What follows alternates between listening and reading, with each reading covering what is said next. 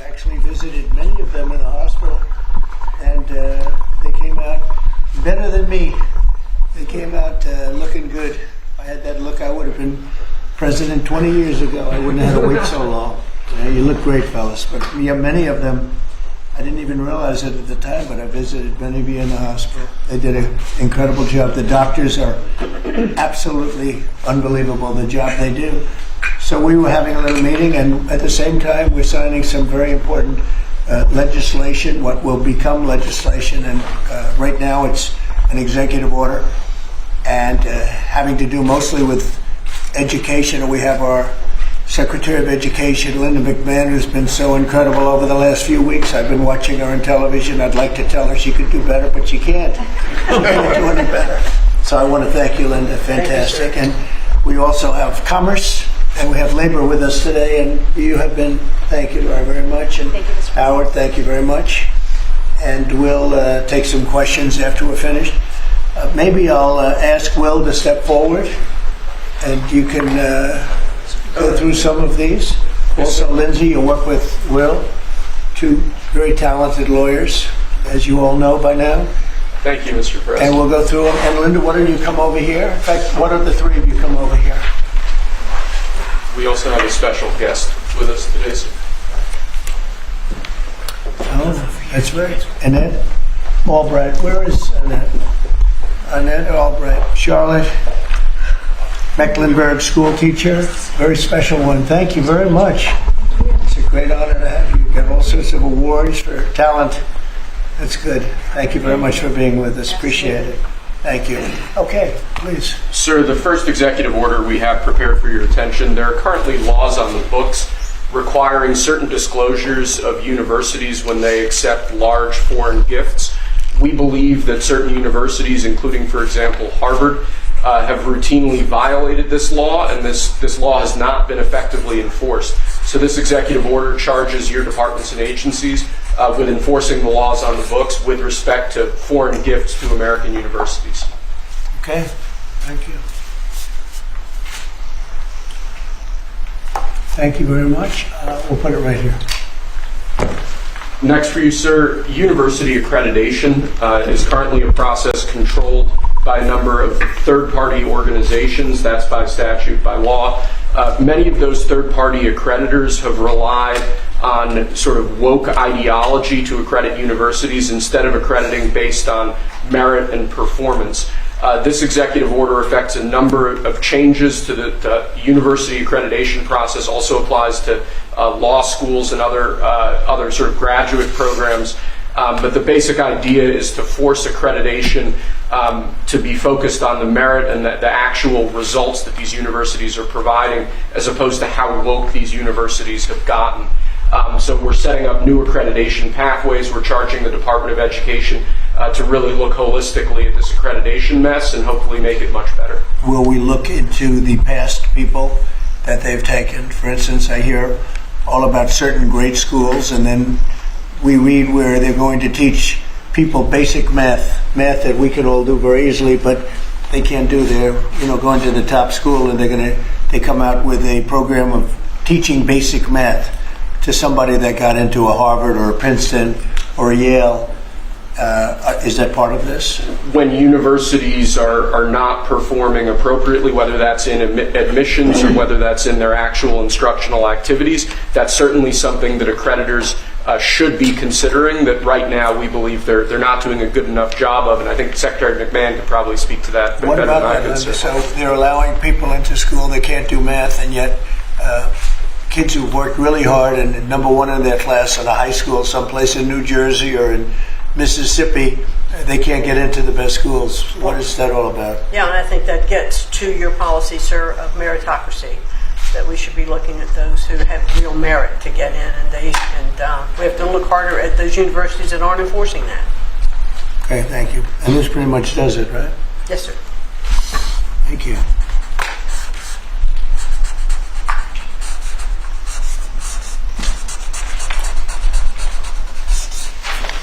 Okay.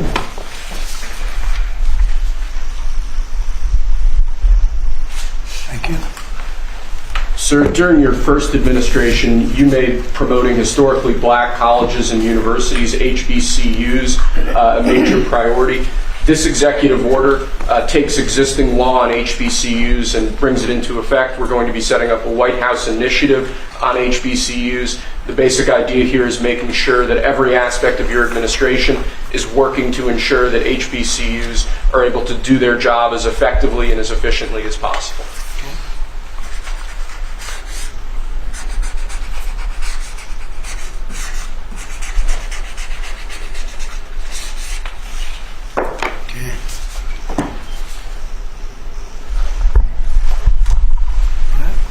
This next executive order relates to artificial intelligence education, sir. You've obviously done a lot in the artificial intelligence space already. The basic idea of this executive order is to ensure that we properly train the workforce of the future by ensuring that school children, young Americans are adequately trained in AI tools so that they can be competitive in the economy years from now into the future as AI becomes a bigger and bigger deal. That's a big deal because AI is where it seems to be at. We have literally trillions of dollars being invested in AI. And somebody today, a very smart person, said that AI is the way to the future. I don't know if that's right or not, but certainly very smart people are investing in it heavily.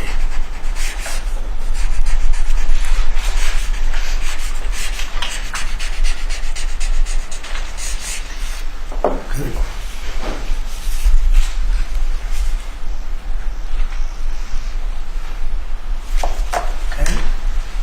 Next, sir, we have an executive order on workforce development. This executive order is going to charge numerous departments and agencies within the government to reshape the way that we do workforce development. One example from the executive order, for instance, we're looking to get the total number of apprenticeships, new apprenticeships, up to 1 million in the country to ensure that in critical jobs areas, in areas where we currently don't have enough trained workers, that we're recreating that pipeline to ensure that, particularly as we onshore industrial jobs and new industries, that those industries have the workforce they need to be competitive globally. Right. Very important. And this is the EO that we're all here working together. And in a way, this is like a training center, right, for what we're trying to do, which is jobs and great salaries. These are great salaries, too. Right, it's exactly. So all those factories that you're bringing in because of your trade policy, we're going to train people in trade craft, bring back trade craft to America so that people can work in these factories with great paying jobs, and we're going to train them, and we're going to remake the American dream for all these people. We're working together. That's right. Right, Lori? Absolutely. This plays right into America at Work Tour, which I have kicked off. We will work with our state partners and work with our businesses to see exactly who they need in that workforce, and we will skill and upskill these apprentices so they can get right to work and get in the field and build back this economy for exactly living the American dream. Yeah, thank you, sir. Thank you, Mr. President. Next, sir, we have an executive order on school discipline policies. Under, I believe it was the Biden administration, first Obama and then Biden, the Department of Justice issued guidance that made it almost impossible for schools to enforce adequate disciplinary policies. This created issues in the classroom for teachers and students alike. Basically, they focused on CRT and sort of diversity ideology instead of actually just enforcing the rules in classrooms to ensure a safe learning environment. This executive order revokes that prior guidance and puts us back in a place where hopefully the Department of Education can focus on education and teachers can focus on teaching in a safe environment. And this was important for you, Linda, as I understand it. Yeah, absolutely, because it gives teachers the authority now to have discipline in their classroom and discipline the person who is being disruptive. We took that away.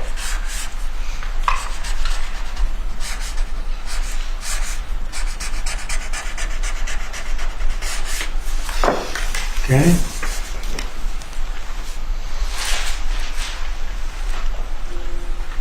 Nice. Cool. You, Linda, you should hold that. Lastly, sir, we have an executive order on disparate impact theory. This is a theory that underlies a lot of the modern DEI and CRT driven diversity culture.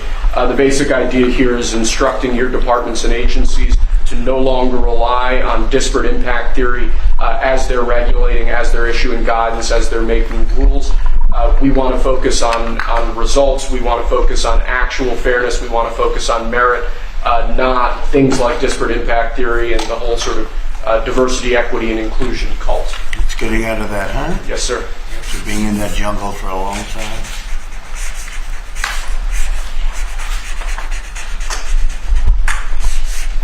Okay. Thank you. Very good job. Thank you, sir. Very much. Appreciate it. Very much. Would you like to introduce again Annette, and perhaps Annette wants to say something? What we can do with that? Annette is right here. Yes, Annette. Yes, please come over. Would you like to have some comments to make? I know you're a former Charlotte Mecklenburg school teacher. I'm a North Carolina girl, so it's nice to see you. Yes, from New Bern. Yes. Thank you so much for having me. Thank you so much. I'm so honored to be here. This has been an 8-year journey for me to raise awareness to the violence that's in public schools and the critical need to address violence in public schools. Again, been doing it 8 years because most administrations like to keep the violence hidden. We have 3 students that should be here with us today. We have Austin McCalf, I'm sorry if I say his name wrong, Serenity Baker, and Nizir Taylor from Charlotte, North Carolina, who was shot in the back as he was getting off of a school bus because they thought he was a part of a big brawl that happened inside a public high school. So this is very important and critical legislation that we have to keep our educators safe, we have to keep our students safe, and public schools have to be safe environments. So I think, like I said, I've done this journey alone, I've been on it, but I have a whole team behind me now. I spoke at the RNC and I told millions that Donald Trump and his administration was going to make schools great again, and I feel that we're on the right path, and I'm just honored to be here. Thank you.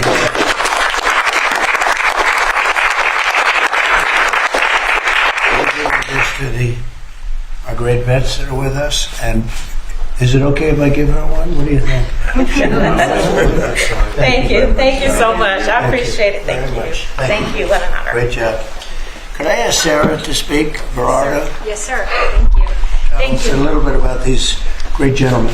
These heroes, Mr. President, are extraordinary. This is my husband, Michael, and so many of our dear, dear friends who are here today. Many of them have met you, sir, in your first administration in the hospital, many times at Walter Reed. Right. And they've had long recoveries. Tomorrow, for my husband, marks 15 years since he was wounded in Afghanistan. Wow. And on that day, about 6 years ago, he had his 120th surgery post-Afghanistan. Oh, wow. And you came to see him at Walter Reed, and so many others. And we saw great reform in the VA. Access, same-day access to prosthetics, mental health care, and we know that that is back. We're going to, these gentlemen were saying, Alex here earlier was saying, in the last few years when he's gone to get a wheelchair, the VA has asked him, this gentleman, they've asked him to prove that he still has his injuries, as though maybe his limbs would grow back. And they unfortunately did not. Yes, and we've seen that many times. And so we're excited for you bringing back the VA Accountability, Mission Act, Community Care, that were the hallmark of your first term. And we're so excited, sir, to be here. We're honored to be here. And thank you for all you do for our nation's heroes. Thank you. Who's that picture on there? That is Joe Biden, and it says, "Let's go, Brandon." I'm saying, what was that picture? That's great. I told him he wasn't allowed to ask you to good. sign it. That's very good. Well, thank you all very much. Would you like to say anything, fellas? There's a big chance. You have a lot of good people watching that believe in you. They happen to be the media, but they believe very much in you, like I do. Anybody? Mr. President, we're very happy with the energy that this administration is bringing, and it's an administration that does what it promises, and so we're behind you. We believe in you, and I think we all love you. We're going to speak for everybody. Thank you very much. And I'm going to get you a better hat. Say I have better hats. That's a good one. That was the original. It was. That means he was there. I've been wearing it before it was cool. That's right. That's an early one. We'll save that one though, right? Yes, Mr. President. Thank you. Anybody, please? I'd like to say. Yeah. Oh, go ahead. Well, I'm just going to say thank you for loving America, sir. Thank you very Thank much. you so much. Very nice. Thank you very much. True. Thank you. Sir, the man that just spoke saved Michael Broder's life. And of course, he goes immediately to say thank you, as he was the one that saved Michael Broder, put him in the helicopter, and got him off the combat zone. Wow. So, right there, selflessness Sean of these Chestnut. men is unspeakable. That's great. To you. Yeah, he's alive because of that man right here.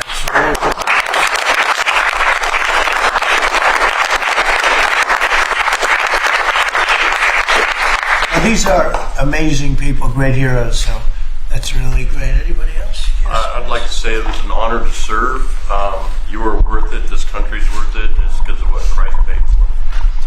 Thank you. And we have a spirit that people haven't seen in many years, at least 5.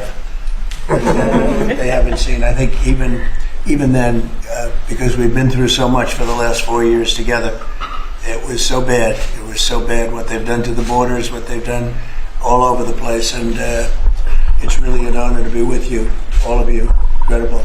And I'm going to give you these coins, and I think you're going to really like them. I think they're the best. These are the best coins. And you have your choice. This is gunmetal. I don't know, soldiers like the black, but I think you like this one. It's okay. A lot of soldiers like the black. Here you go. What do you like? I'll go the black. Huh? See? I told you. These are choices. I'll take a black one, sir. Okay, look at this. Oh, that rarely happens. You're different, huh? Take a black one, sir. Oh, There you go. that's great. Call it the military. No, but isn't it? I always say the soldiers, they do like it's gunmetal. What do we like here? That's what I heard, that it was going to Gold is I'm giving him 2. We have 3 girls. One They're for going to this fight. one right here. We'll get another one today. Okay. This is actually fun. I'll take the gold, Mr. President. Okay. I thought you were going to take that goal. Okay. Gold one, sir. Okay. You got it. I had an opportunity to sail across the Gulf of America 2 days after you named it right. Oh, wow. It's been an honor. And now people say it routinely. Yep. They don't even think about the other. They say it routinely. That's been a great honor for me. Okay. Take a gold one, sir. Okay. So it's almost even. I think gold is an edge. I would love a gold one. You got it? Thank you so much. I think the gold, it picked up at the end, right? So you're all okay? That's good. So I want to thank you very much, and especially that's a great story. Yeah? So what do you think of a guy like that? Pretty good. They actually, him and we all served together. Wow. And Jared over there. So you And guys, I forgot to so you guys got hit, huh? Pretty good. You got hit. Pretty good. Amazing. We're in a Amazing. pretty tough area in Kandahar, in the Arghandab River Valley, Right, it's outside tough. Kandahar. Their unit had a more than 50% Purple Heart rate, sir, Wow. in 2010. You deserve it. You deserve that and more. We appreciate it so much. Brave, really brave, brilliant people. Thank you very much. Do you have any questions of First of all, the guys here? I want to say thank you to the veterans who are here. Thank you so much for defending us. And then I wanted to ask you, Mr. President, because you said you want to bring the tariffs on China down soon. How soon do you want to bring the tariffs on Chinese goods Well, down? that depends on them. We have a situation where we have a very, very great place. It's called the United States of America, and it's been ripped off for years and years. These people know it. We talked about it before you came in. We've been ripped off by every country in the world practically, and friend and foe. And we're not doing that anymore. So what's happened is Howard, how many countries have we spoken to already? 90. And they all want to make deals, and we're going to make deals, but they're going to be fair deals. They're not going to be rip-off deals. And, you know, we were losing almost $5 billion a year. No country can do that. And now we have it down almost to even, maybe even better than even. because of the tariffs on cars and aluminum and steel. We have tariffs 25% on cars, aluminum and steel. There's a rush to build new steel plants, a rush to build new aluminum plants, and a biggest rush I've ever seen, that we've ever seen, to build car plants. We have like 11 of them or something, big ones, where you guys maybe work. Maybe you won't want to work, you'll do something else instead of that. But if you like cars, you'd like to work at one of these plants, the biggest plants in the world. 3 of them have left Mexico before construction started, 1 of them during construction. And they're coming to this country. They're coming back. Don't forget, and we get along great with Mexico, but Mexico took 32% of our car building business. So it's amazing what's happened. Remember this number, anywhere from $3 to $5 billion a day. That's not $1 million, that's $1 billion a day. Nobody can even imagine it. And that's what we were losing. And, hence we have $36 trillion in debt and everything else. And in the end, I think what's going to happen is we're going to have great deals. And by the way, if we don't have a deal with a company or a country, we're going to set the tariff. We just set the tariff. It's something that we think that will happen, I'd say, over the next couple of weeks. What do you say? I think so. Over the next 2-3 weeks. We'll be setting the number. For China. And we're going to pick, could be for China too, could be for China. Well, we're dealing with almost all of them. Too many to fully deal with, but we're going to be fair to them. But we're dealing with a lot of countries right now, and could be with China, but maybe we'll make a special, a deal, and we'll see what it will be. Right now it's 145%. That's very high. It got there because of the fentanyl. They're sending, massive amounts of fentanyl into our country and killing a lot of people, probably 200,000 plus a year, wiping them out. You probably all have friends that were killed. Somebody was killed in your family or your friends with fentanyl, and somehow it's made almost exclusively in China. And as you know, we essentially taxed them 10 and then another 10. We also taxed Mexico 25, and we taxed Canada 25. And that's the kind of money that's what's pouring into our country right now. And it's gotten us down from losing $3 to $5 billion a day to actually making money, but breaking even, let's say, but we're going to make a lot of money. And that money is going to be used to reduce taxes. We're going to get big tax breaks. We're going to, there was a time, I said it this morning, I think some of you were there was a time from 1870 to 1913, it was a long time ago, we were an all-tariff nation. Foreign nations pay taxes. They paid money to us in the form of tariffs. And that was when we were the wealthiest. We were the wealthiest proportionately that we ever were. And they formed committees in 1887 in particular, but they formed committees to determine what we should do with all the money. We had so much money, you guys would have loved it. We had so much money, they didn't know what to do with it. We gave it away to different causes, and you haven't seen that too much anymore, although we give plenty away, but now we shouldn't be giving it away. We have to take care of ourselves first, right? Absolutely. But we were very wealthy, and proportionately the wealthiest we ever were. We built the Panama Canal. Jimmy Carter gave that away for $1, by the way. One of the most profitable things ever built, the Panama Canal. We gave it away for $1 to Panama. Why? I don't know. Nobody knows, but that's what we had. We had people like that sitting behind this desk. And that shouldn't have happened. Panama Canal, it was the most expensive thing ever built by our country in history. I'm talking relative dollars. We've never built anything so expensive. I think it was the equivalent of $1.7 billion. And we've never built anything like that. We built a lot of things, but never so expensive. Then we started building other things. We had a lot of money to do it. All based on foreign countries coming in and paying us tariffs. And we're doing that again, and I think we're going to make so much that we're going to be able to reduce taxes in this country by a lot. And we're also going to treat those countries very fairly. But if we don't make a deal, which is possible, we're going to just set the price. Because you remember, they have to come in, they want to come in here, and they want to do business with the United States. So we want to set a fair price, and we'll do that. We're going to be very fair, but we'll set a fair price.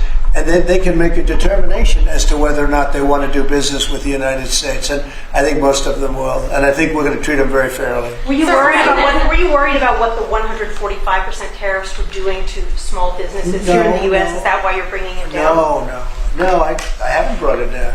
haven't brought it. Still 145. I haven't But you brought said it in the down. next I few said weeks. it's a high tariff. It is a high tariff, but I haven't brought it down. It basically means China's not doing any business with us, essentially, because it's a very high number. So when you add that to the price of a product, it's, you know, a lot of those products aren't going to sell. But China's not doing any business. They were doing 1.1 trillion dollars. Think of that, 1.1 trillion dollars. You know what that is? And it was just very unfair to us. And we were doing very little, relatively very little with them. It was a one-sided, very one-sided. But we get along. I get along very well with President Xi, and I hope we can make a deal. Otherwise, we'll set a price, and hopefully they'll come here and they'll contribute. And if they don't, that's okay. So on your trip to Rome, there's a lot of leaders attending the Pope's funeral who also said they'd like to meet with you while you're there. Do you have any meetings set up? Or are you Yes, I do. I have a lot of meetings set up. I don't know if I can do it. Do you want to help me out, fellas? I got a lot of meetings. I got every leader in the world, which tells you that we have a good product. It's called the United States of America, and it's great.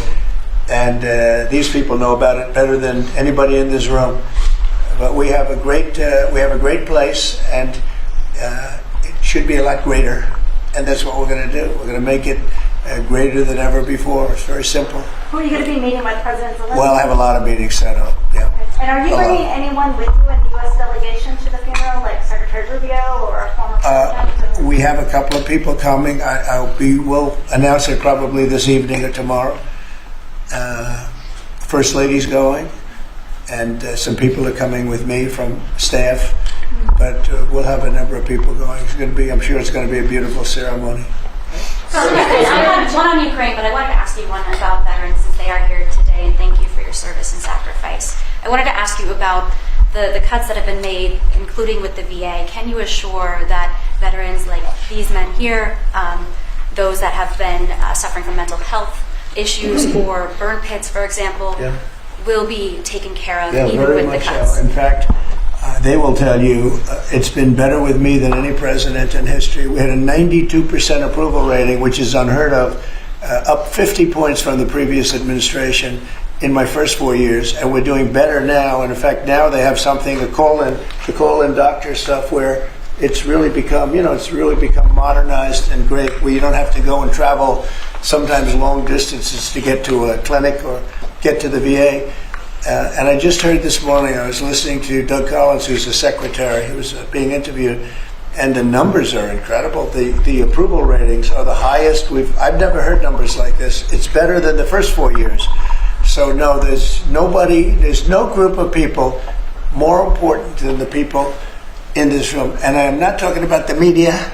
I'm talking about these people right here. There's no group, and they're going to be taken really well care of. It's very important to me. And on the war in Ukraine, are you going to be meeting with President Zelensky? He's asked to meet with you this weekend. Will you be meeting with him this weekend? I don't know that he's going to the funeral or not, but I just hope he gets this thing solved, because we're losing about, think of this, 5,000. I was saying 2,500, and everyone was telling me that's low.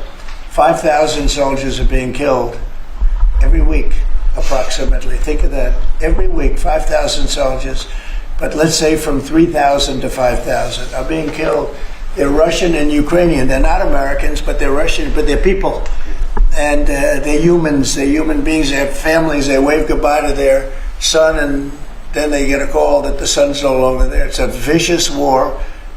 And if I can help solve it, we're not losing our soldiers, but we're losing soldiers, a lot of people.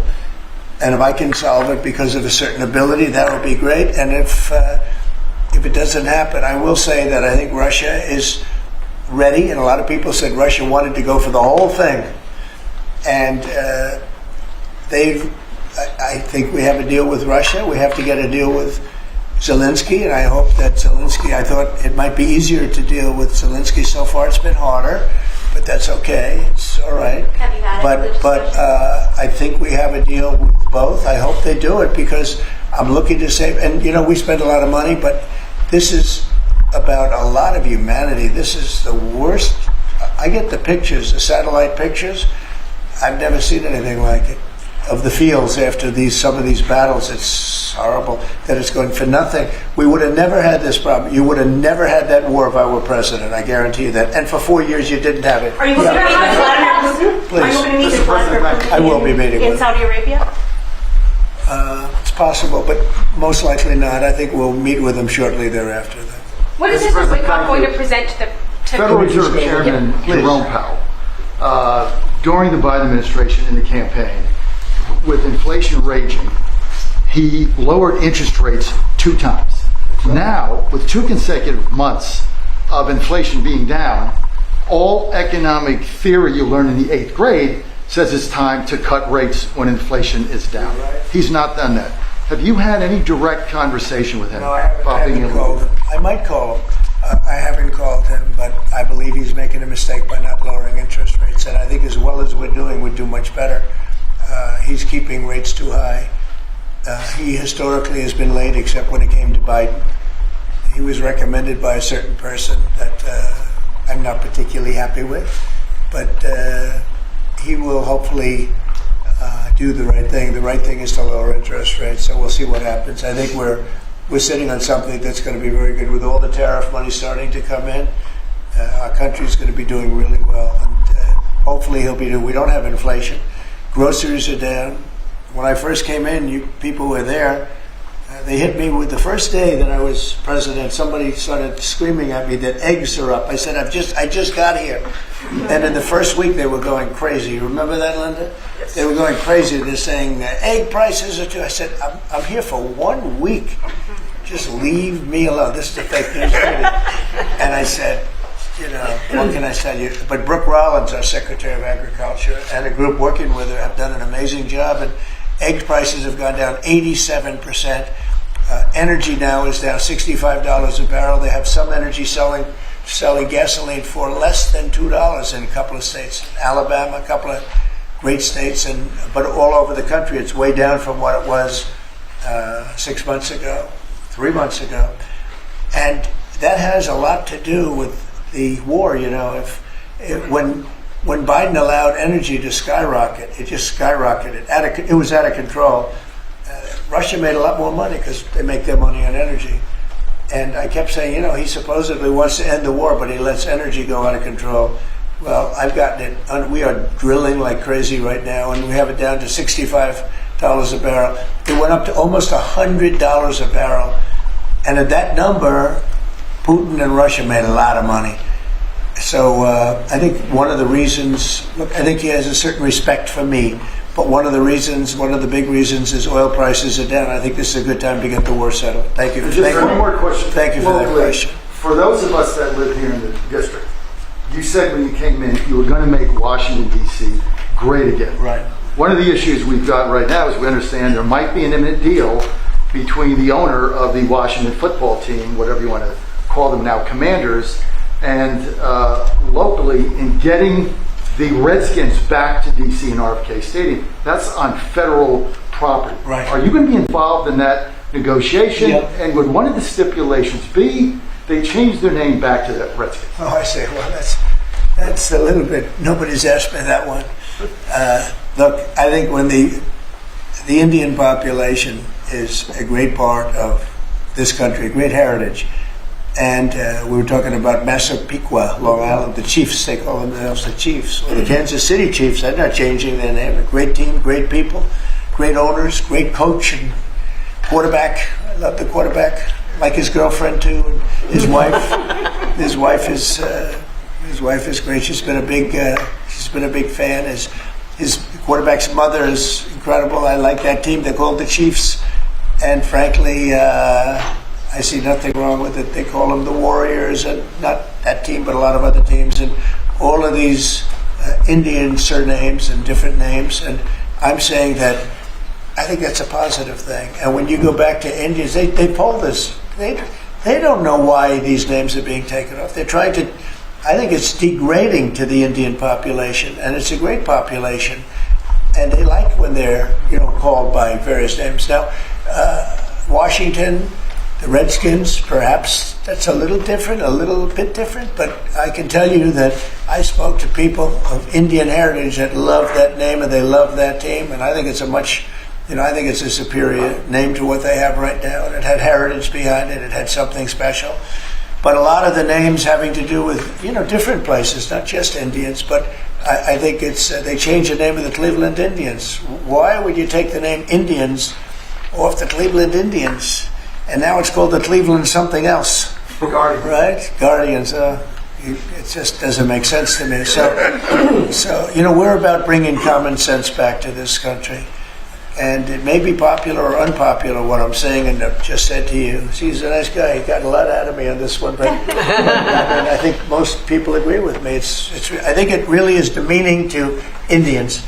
But to change the name of the Cleveland Indians, as an example, to the Cleveland Guardians is not the same, and I'm sure it has an impact on the team. Sir, thank you, sir. Elon Musk said he'll be stepping back from his work with Doge a little bit and only dedicating maybe a day or two a week to it. How long would you like to see that continue, and how involved would you like to see him continue to be after? Well, first of all, I can't speak more highly about any individual. He's an incredible guy. He's a brilliant guy. He's a wonderful person. I've seen him with his family. I've seen him with a lot of his children. He's got a lot of children. He treats them good. He loves his children. But he's a brilliant guy, and he was a tremendous help, both in the campaign and in what he's done with Doge. And, we're talking about almost $200 billion and rising fast, because many of the things that we were looking at are now being found out to be fact. It's terrible. I mean, the fraud, the waste, the abuse, everything that's happened is just terrible. So I also know that he was treated very unfairly by I guess you'd call it the public, by some of the public, not by all of it. I say he makes an incredible car, everything he does is good. But they took it out on Tesla. And I just thought it was so unfair because he's trying to help the country. But he has helped the country. I also want him to make sure that he's going to be in great shape. And I know he is. I mean, he's going to do great. He loves the country. He didn't need to do this. He did it. And I told him, I said, whenever you're ready, I'd like to keep him for a long time, but whenever you're ready, he's an exceptional guy. When you see those rockets go up and come back and land in the same gantry, nobody else can do that but this man. So he's just an incredible person, and he's a friend of mine, and he's a nice person too. He's a very nice person. He really helped the country, saved us a lot of money. And I heard him say that he'll start easing, he was always at this time going to ease out. And when he goes back to Tesla, that'll be taken care of. It's artificial. These were sick people that thought they were doing something. He's a great patriot, and it shouldn't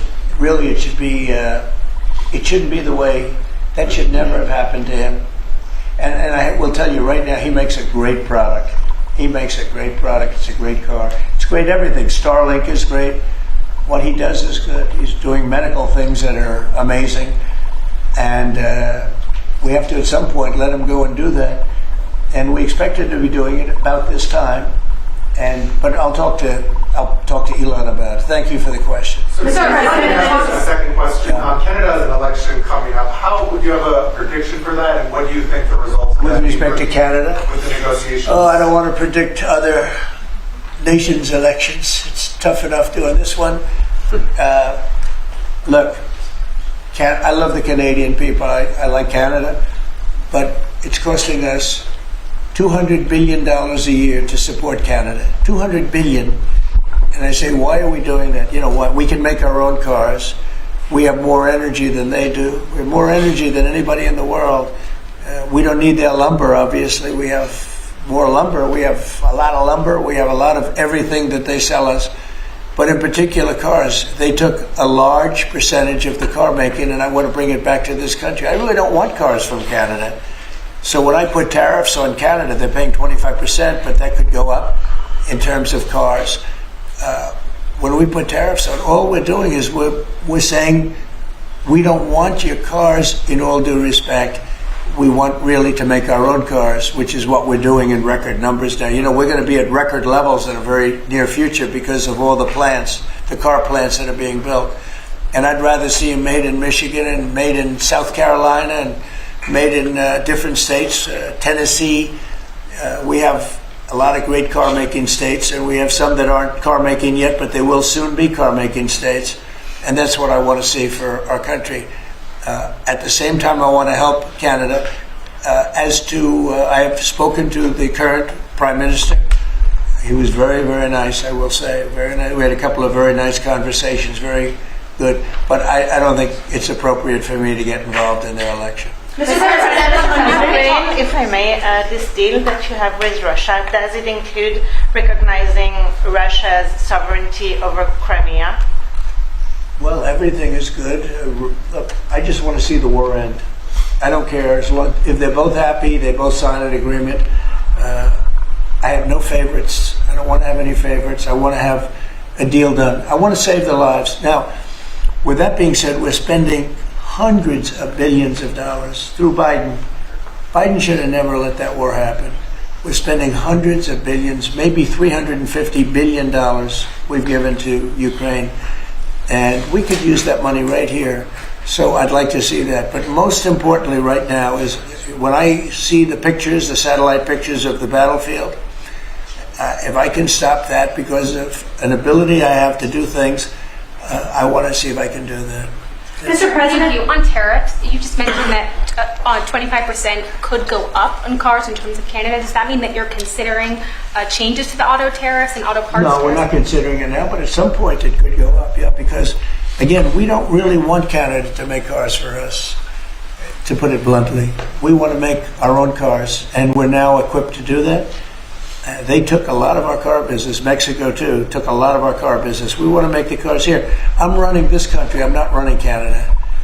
And that's why I asked Trudeau, who I call Governor Trudeau affectionately, but I asked him, why are we spending $200 billion to support Canada, to subsidize Canada? And he was unable to answer the question. I mean, why are we doing that? And I have to be honest, as a state, it works great. As a nation, considering the fact that most of the nation, 95% of Canada, what they do is they buy from us and they sell to us. They sell to us. If we didn't buy their oil, and we don't need their oil. We have more oil than anyone, but we don't need their oil. We don't need their lumber. We don't need their cars. We don't need anything. So I said, why are we doing this? Why are we spending $200 billion? It doesn't make sense. If we needed something, that would be a different subject. So I'm working well with Canada. We're doing very well. We're working on a deal. We'll see what happens. But again, why, representing this country, why are we spending $200 billion to support and subsidize another country? Because if they didn't have us, and if we didn't spend that money, as Trudeau told me, they would cease to exist. He said that to me. They would cease to exist, which is true, certainly as a country. On tourism, there's been a steep drop-off in international travel to the United States. It was down 12% last month, down even more from Western Europe. Why do you think that there are fewer people suddenly who want to travel to the United States? Well, there could be a little, there's a little nationalism there, I guess, perhaps. It's not a big deal, but, with the dollar being where it is, because, China would always fight for having a low dollar. Japan would always fight for having a low dollar, meaning a low yen, or in the case of China, the yuan. They'd always want to have, China would always, I'd speak to President Xi a lot. I'd say it's unfair that your yuan is so low. I'd call up a great man, Prime Minister Abe, great man, Shinzo, who was unfortunately assassinated. And I used to tell you, he was a good friend of mine. I used to say, Shinzo, you can't let your yen go down. It makes it very hard for us to sell tractors. It makes it very hard to us to get tourism. And our dollar is a little bit on the low side.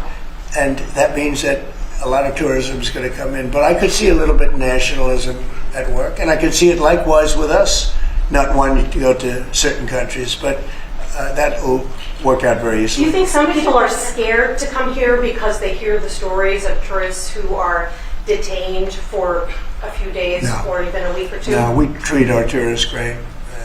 We're the tourism capital of the world. There's no place like this. And there may be a little bit of nationalism, but I doubt it. I actually doubt it. Yeah. Mr. President, has there been any direct contact between the U.S. and China trade at all?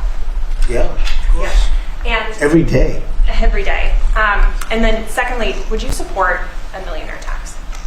I think it would be very disruptive because a lot of the millionaires would leave the country. You know, in the old days, they left states. They go from one state to the other. Now with transportation so quick and so easy, they leave countries. You'll lose a lot of money if you do that. That would, and other countries that have done it have lost a lot of people. They lose their wealthy people. That would be bad because the wealthy people pay the tax. Okay? So how did the talks today go in London?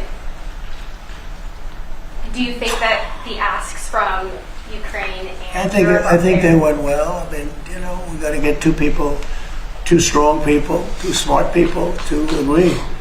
And as soon as they agree, the killing will stop. But yeah, I think they went well, pretty well. So as you've been watching the we understand that your economic team, many of them are here today. J.D. Vance has negotiated what's called a monster trade deal with India, like biggest one ever.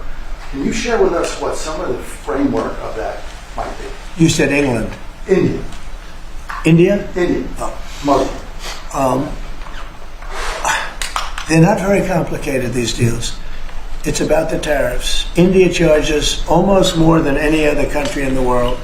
And believe it or not, we do very little business with India, other than the fact that I like the Prime Minister very much. He's a friend of mine. He was here 2 weeks ago, as you know. And we stood right outside, did a news conference. Unfortunately, the grass was very wet. It was very hard for people to stand on the grass. They got their shoes all ruined. But other than that, it was a very good news conference. And he's a great guy. But we do very little business. You know why? Because their tariffs are so high. They have among the highest tariffs, higher than China. They have among the highest tariffs in the world. And I understand they're going to reduce those tariffs. But it's really sort of their problem, not ours. We do very, very little purchasing in India because and selling. We do very little selling. I mean, Harley Davidson, I said, how are you doing in India? This is about 6 years ago. They came to lunch as a great American company. They make the motorcycles. And I said, how are you doing in India, as an example? Well, we don't do any business there. Why? Because the tariffs are too high. I said, that's interesting. Well, what are you going to do? He said, well, we're going to build a plant in India. And that's what they did. I don't want that to happen. They were forced to build a plant. Well, essentially what we're doing is the same thing. Remember, there's no tariff when they build their plant here. And everybody wants to build because they don't want to. And the higher the tariffs go, the more likely it is they come in and build a plant. You know, I mean, if it's 25%, that's fine. If it's 50%, you get more plants. 75, you get more. At 100, you get more than that. And they're all coming in at numbers that nobody's. I don't think, Howard, there's ever been numbers like we've seen. No. $7-8 trillion worth in 2 months.